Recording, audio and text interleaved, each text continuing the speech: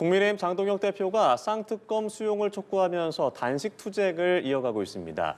이해운 기획예산처 장관 후보자에 대한 인사청문회 개최 자체에 빨간불이 들어왔는데요. 네, 정치권 소식 두 분과 짚어봅니다. 배정호 한국정치평론가 협회장, 정연국 전 청와대 대변인 두 분 어서 오세요. 안녕하세요. 네, 안녕하세요.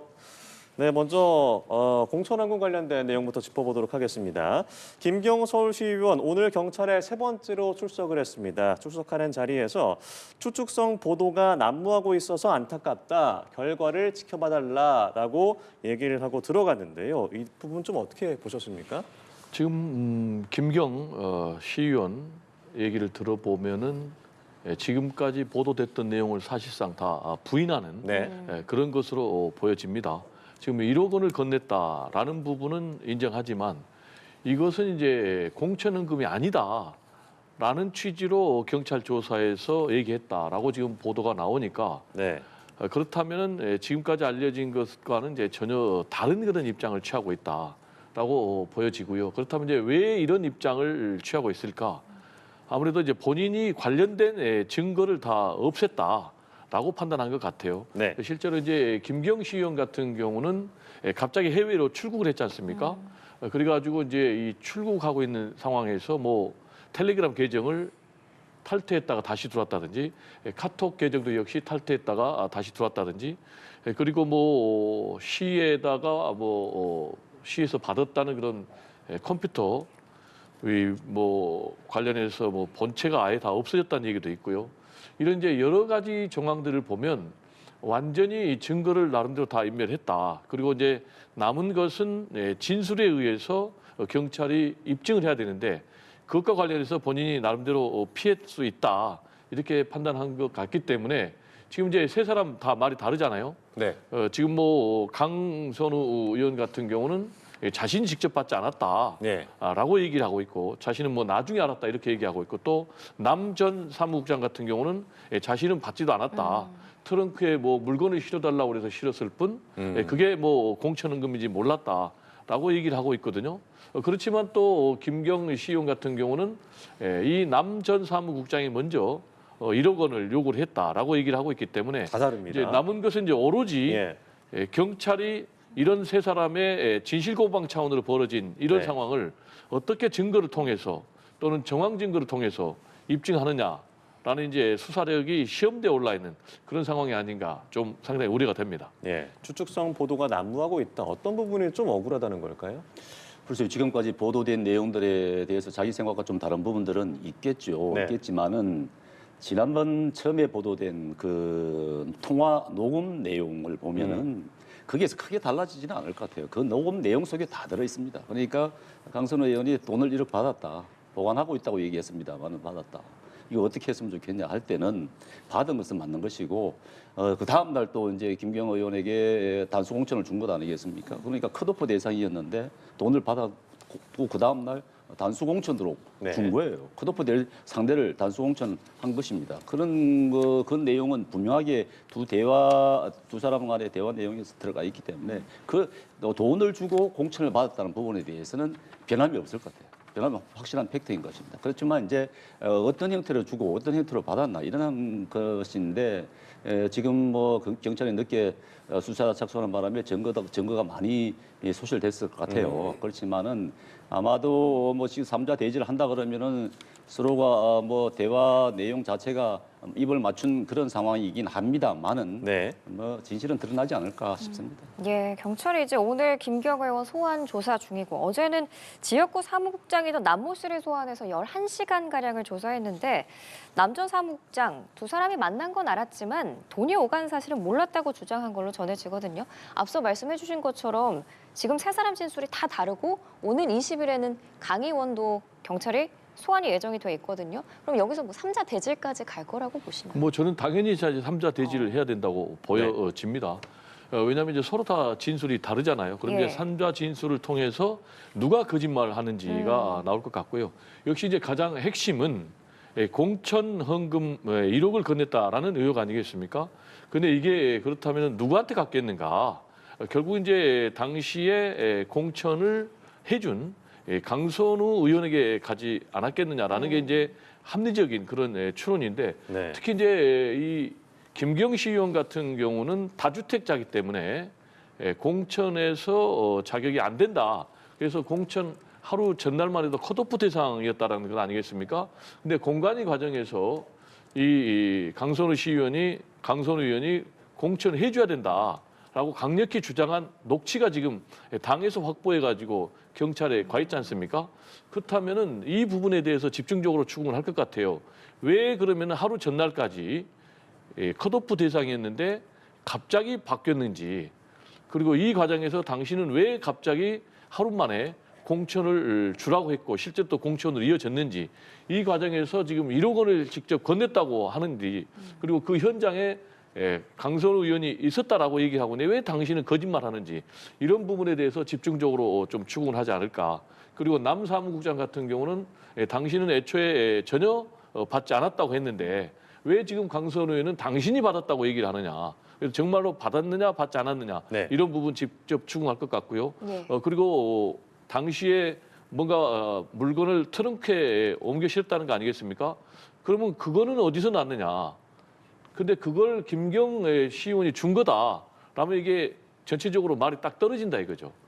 그래서 이 부분에 대해서 압박, 추궁을 경찰이 특히 강선우 의원을 중심으로 하지 않을까 이렇게 생각이 됩니다. 예, 이 공천원금 의혹 앞으로 수사가 어떻게 진행이 될까요? 저는 중요하게 보는 것이 네. 김경 의원이 검찰에서 진술한 내용 가운데서 예. 왜 나만 조사를 하느냐, 억울하다. 그 당시에는 다 그렇게 했다. 뭐 이런 내용의 진술이 있었다는 것 아니겠습니까? 말하자면은 공천을 가지고 돈이 오간 것이 거의 관행처럼 굳어 있었다. 이런 내용이란 말이에요. 그렇다 그러면은 이거를 이 사건 하나로 그냥 끝낼 것이 아니고 이거 정치 발전의 계기로 삼아야 될 부분이 분명히 있습니다. 더군다나 지금 이게 그 강선우 의원이 돈을 받고 공천을 줬을 때 김병기 의원도 그 당시에 그 얘기를 다 듣고 내용을 다 알잖아요. 그렇다 그러면은 이 사건뿐만 아니라 2024년도에 총선 때 강선우 의원에게도 단수 공천이 주어지잖아요. 그때 김병기 의원이 검정위 위원장이에요. 그렇다 그러면은 이런 돈을 강선우 의원이 돈을 받았다는 걸 알잖아요. 네. 그러면 공천 줄 수 없는 상황이잖아요. 그런데 공천을 줬어요. 거기에다가 김병기 의원도 그 전 지방선거 때 돈을 지방 의원으로부터 돈을 받았어요. 받았는데 주고 돌려줬다고는 합니다만. 그래서 탄원서가 들어갔잖아요, 당에. 근데 그 탄원서가 제대로 접수가 안 되고 본인한테 김병기 의원 본인한테 되돌아와서 본인은 자체적으로 자발적으로 다 공천을 받고 공천을 하고 자기는 공천을 받은 거죠. 그 대신 문제 제기를 한 사람들은 컷오프 시켰다. 이런 내용도 있는 것 아닙니까? 네. 이게 굉장히 큰 내용들이잖아요. 이걸 이대로 그냥 경찰이 이 사건들을 다 수사를 할 수 있겠느냐? 살아있는 권력들을 경찰이 수사를 할 수 있겠느냐는 의문이 있는 거지 않습니까? 이 부분을 그냥 이렇게 일시적인 하나의 단편적인 사건으로 끝낼 것이 아니고 이거를 이 계기로 해서 뭐 야당도 이게 자유로울 수 없다고 저도 봅니다. 그렇기 때문에 이거를 정치 발전의 계기로 삼을 수 있는 충분한 단서가 될 수 있다. 그렇다 그러면은 특검을 해서 전반적으로 한번 들여다보는 게 바람직하다. 그렇게 생각이 됩니다. 예, 결국에는 뭐 누구의 말이 맞는 것인지 3자 대질 조사를 통해서 결과가 나올 것인지 지켜보도록 하겠습니다. 예, 한편 국민의힘 장동혁 대표 오늘 나흘째 단식 투쟁을 이어가고 있습니다. 민주당에게 쌍특검을 수용할 것을 요구하면서 지금 단식을 이어가고 있는데 일단 뭐 한전 그 대표의 어떤 제명과 관련해서 열흘간의 시간을 줬습니다. 그러니까 재심 청구를 할 기회 그리고 소명할 기회를 주겠다라는 건데 한동훈 전 대표 측은 재심 청구하지 않겠다라는 그 뜻을 계속 이어가고 있거든요. 결과는 어떻게 좀 흘러갈 것으로 보십니까? 지금 한동훈 대표 쪽에서는 예. 재심 응하지 않을 것 같아 네. 싶은 생각이 듭니다. 그렇다 그러면은 이제 어쩔 수 없이 윤리위원회에 다시 열리지 않고 최고위에서 결정이 될 수밖에 없어 제명 결정이 될 수밖에 없는데 네. 뭐 한동훈 대표 측 내에서는 제명을 받아서 마치 정치 경쟁자로 인해 가지고 희생을 당하는 그런 듯한 모양새를 취해서 나중에 다음을 도모하는 것이 어떻느냐 하는 이 얘기도 나오고 있는 것 같아요. 네. 그렇지만은 이게 국민의힘 입장에서 봤을 때 전체적으로 봤을 때는 마치 두 사람의 감정 싸움에 의해서 당이 망하는 듯한 그런 모습을 보여주고 있는 것입니다. 네. 지금 한동훈 대표가 법적으로 처리를 하려고 할 생각이 있는지는 모르겠습니다만은 당내 문제잖아요. 이게 당내 문제예요. 예. 당이 국민의힘 그렇지 않습니까? 민주당에 대해서 왜 우리하고 대화하지 않고 타협하지 않느냐 얘기하잖아요. 근데 당내 문제 가지고도 대화하고 타협하지 않는다고 비판을 받을 수밖에 없잖아요. 그런 상황이 돼 있는데 이거를 법으로 가져가서 해결한다? 국민들이 용서하지 않습니다. 그렇기 때문에 이건 정치적으로 당내에서 해결을 해야 된다고 보여집니다. 반드시 그렇게 가야 돼요. 네, 결국에는 뭐 법적으로 갈 것이 아니라 당내에서 정치적으로 해결하는 것이 맞다라고 말씀하셨거든요. 어떻게 보십니까? 일단 정치적으로 해결하려면 네, 장동혁 대표도 정치적으로 해결하려는 그런 태도를 보여야 되는 거죠. 그런데 한동훈 전 대표를 제명 지금 결정을 윤리위에서 내린 것 아니겠습니까? 그렇다면 이건 누가 봐도 정치적으로 해결하겠다는 것이 아니고 한동훈을 제거하겠다라는 것이기 때문에 한동훈 전 대표 입장에서는 이대로 밀릴 경우에는 자신은 정계에서 사실상 퇴출당한다라면서 지금 정치적인 생명을 걸고 투쟁하고 있는 그런 양상이다. 그럼 이제 장동혁 대표가 지금 단식 농성을 나흘째 하고 있는데 예. 그럼 이 단식 농성의 의미가 뭔가라는 것과 관련해서 일반적으로 야당 대표의 단식 농성은 이른바 집권 세력을 향한 농성이거든요. 네. 또 단식 투쟁이거든요. 대표적인 게 이제 YS 단식 투쟁. 결국 이제 전두환 군부 정권을 상대해 가지고 이겨냈고, 그리고 또 김대중 전 대통령도 당시에 집권 세력을 상대로 단식 투쟁해 가지고 지방 자치제를 전면 실시하는 이제 계기로 삼았는데, 지금 이제 장동혁 대표 같은 경우는 지금 한동훈 전 대표를 제거하다가 사실상 본인이 코너에 몰리니까 지금 이걸 해결하기 위한 굉장히 국연지책의 단식 투쟁이다라고 저는 보는 거예요. 그래서 지금 뭐 상당히 일부에서도 당 내에서도 장동혁 대표의 제명 이 한동훈 전 대표에 대한 이거는 굉장히 좀 잘못됐다라고 얘기를 하고 있잖아요. 그렇다면은 지금 이제 이 장동혁 대표가 이 과정에서 지금 재심 얘기를 했거든요. 근데 재심 얘기는 뭐냐면은 지금 장동혁 전 대표가 제명을 해놓고 굉장히 코너에 몰리니까 지금 이것도 역시 이제 빠져나가기 위해서 재심을 얘기를 한 거예요.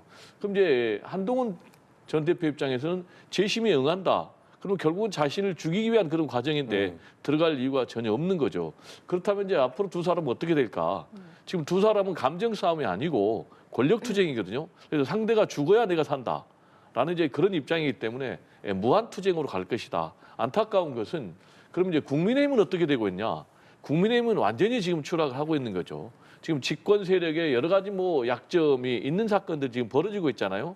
뭐 김병기 전 원내대표라든지 뭐 강선 의원 사건이라든지, 그럼에도 불구하고 지금 국민의힘은 민주당의 지지율에 비해서 거의 뭐 절반 수준까지 갤럽 여론조사를 보면, 그리고 민주당이 하락했는데 반사 이익을 얻는 것이 아니라 국민의힘도 지지율이 하락하는 이런 기현상이 나오고 있다.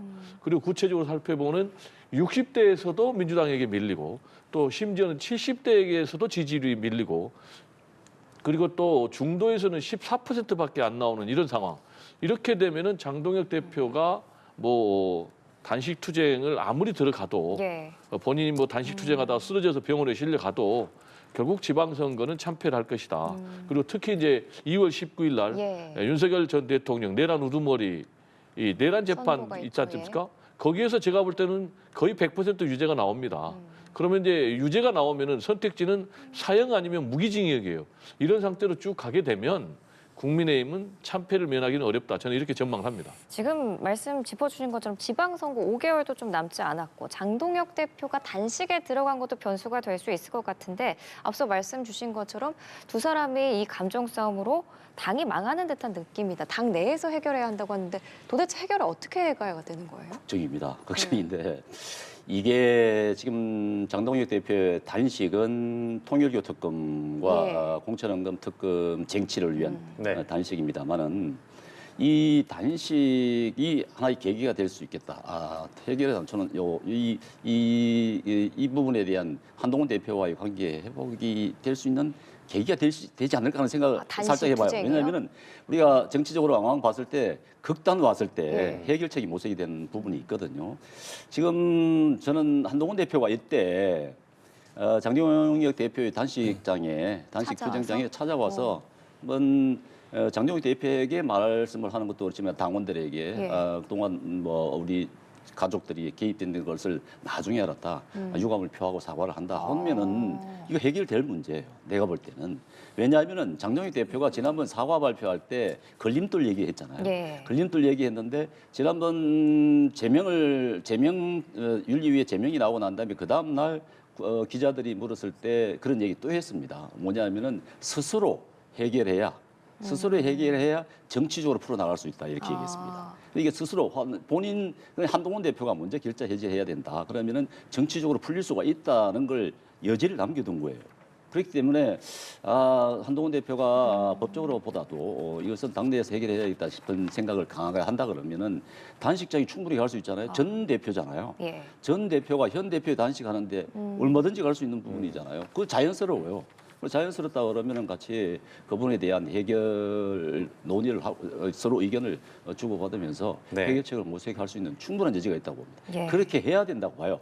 국민의힘 대부분이 그렇게 양자가 해결해야 된다고 지금 생각을 하고 있단 말이죠. 그에 네. 따르는 것이 바람직하다고 봅니다. 그러면 한동훈 전 대표가 장 대표 단식 투쟁 현장 찾아가서 사과할 가능성은 좀 있다고 보시나요? 저는 제로라고 보는 거죠.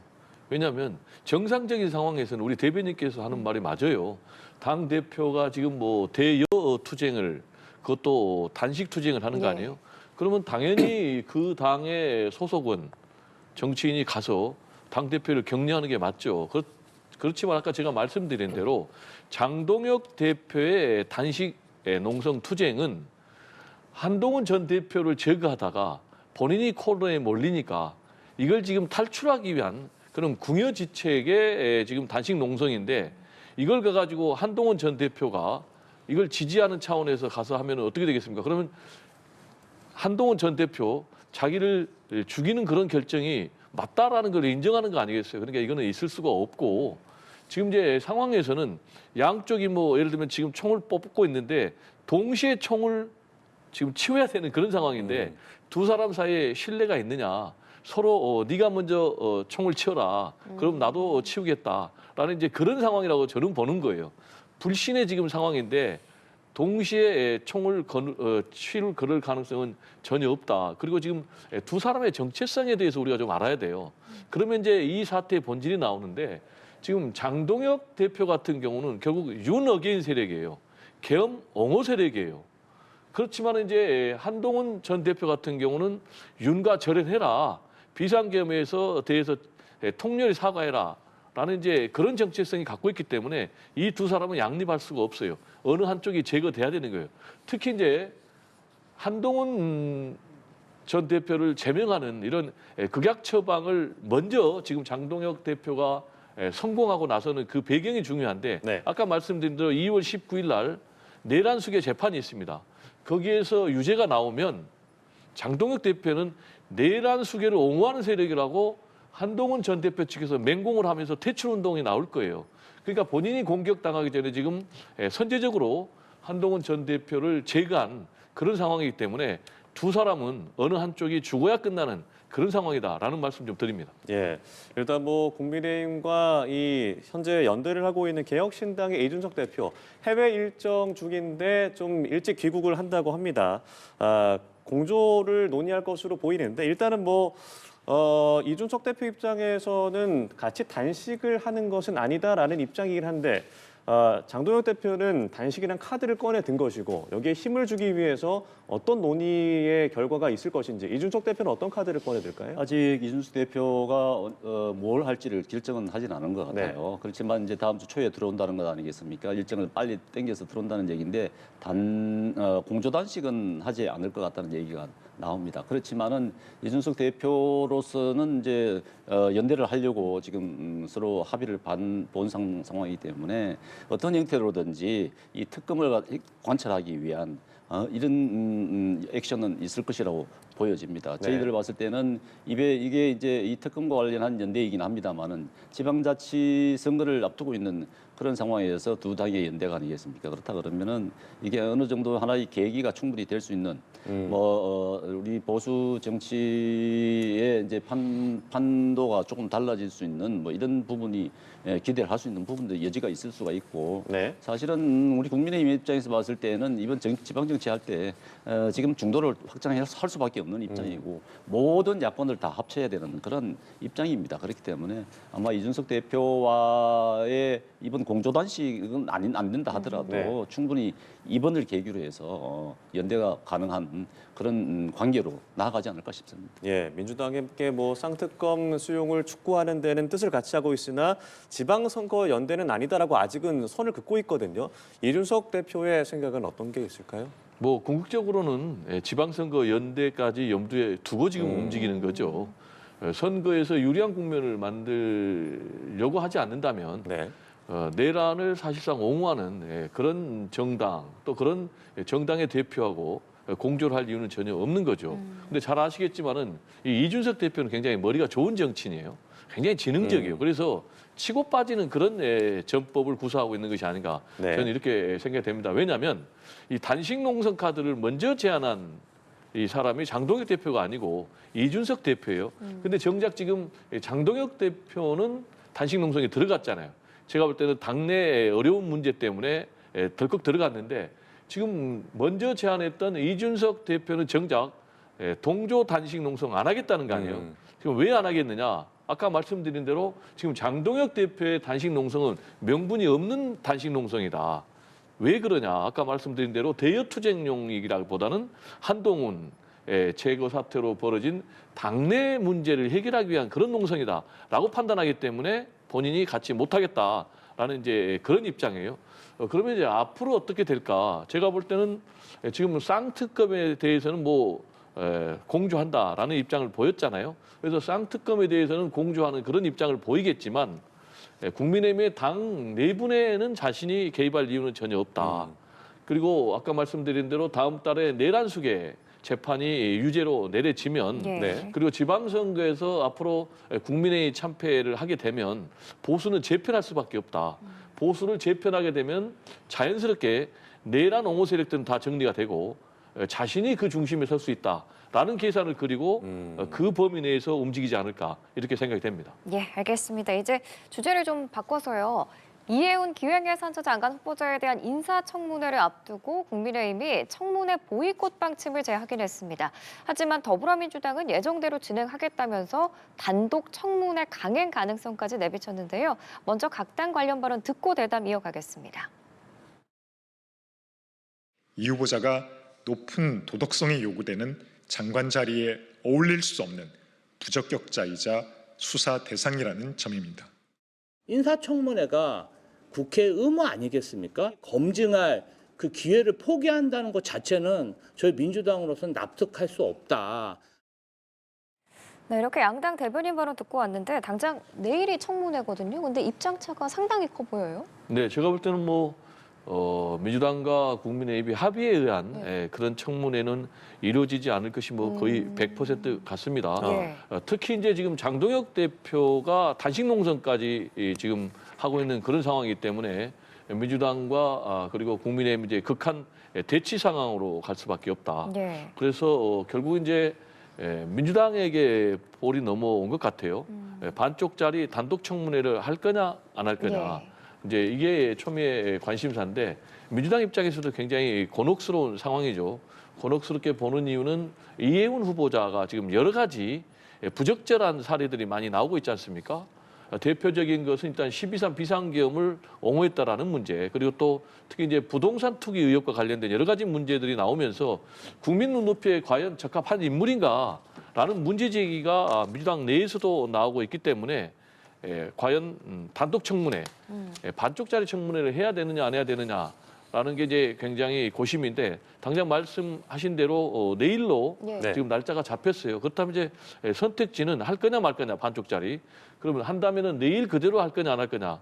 라는 그런 부분인데 그런 부분에 대해서는 여기서 섣부르게 좀 예단하기는 굉장히 어려운 그런 상황이 아닌가 이렇게 생각이 되고 예. 다만 이제 청와대는 일단 청문회를 지켜보겠다라는 입장이기 때문에 법적으로는 국민의힘이 이 청문회를 보이콧해도 민주당이 단독으로 할 수 있거든요. 뭐 다른 야당과 함께. 그래서 내일 할 거냐 안 할 거냐가 문제지 결국은 청문회는 민주당이 예정대로 진행할 가능성이 매우 높다. 이렇게 전망이 됩니다. 그럼 국민의힘은 이 청문회 보이콧 철회는 안 할 가능성이 현재로서는 높은 거죠?